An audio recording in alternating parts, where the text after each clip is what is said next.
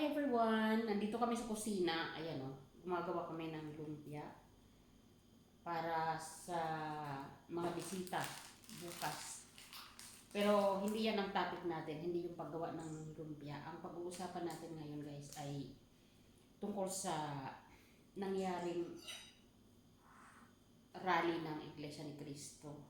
Noon pa man, hindi ako nagsisisi na humanga sa Iglesia ni Cristo kasi sila lang talaga yung nakakagawa ng ganung rally na nagkakaisa talaga. Pag sinabi nilang mag-organize ng rally, everybody will support.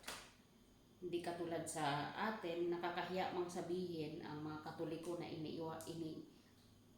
inaasahan sana na mas malaki yung members kaysa sa INC. Mas umuudlot yung mga buntot ng Katoliko kaysa sa INC. So, 'di ba? Nakakahiya dahil sila lagi yung nagpapakita ng all out call para magising itong ating mga politician na mga nagnakaw ng kaban ng bayan, para tigilan na nila yung kanilang pagnanakaw sa pondo ng bayan.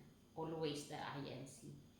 Kaya hindi ko maitago yung aking nararamdaman na paghanga sa kanila dahil buo ang kanilang paninindigan.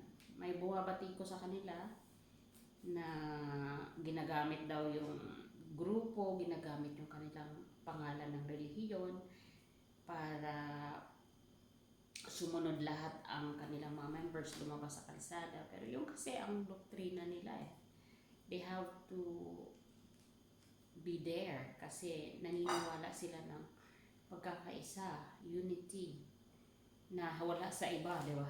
Meron ba sa ibang mga congregation at ibang mga religion ng tinatawag na pagkakaisa? Wala pa, di ba? Sila lang. Simula January 13, 2025 hanggang noong November, sila at sila muli itong namamayagpag para sa mga rally. Wala pang nakakahigit sa kanilang action para ipakita yung galit sa mga politiko nating mga kawatan. Diba? Sila pa lang. At hindi sila natitinag kahit binabatikos, kahit pinagtatawanan ng iba, diba? Ng mga politician. Hindi sila natitinag at hindi sila hindi sila hindi sila basta-bastang sumasablay sa mga anumang batikos. Hindi nila pinapatulan, tuloy-tuloy ang kanilang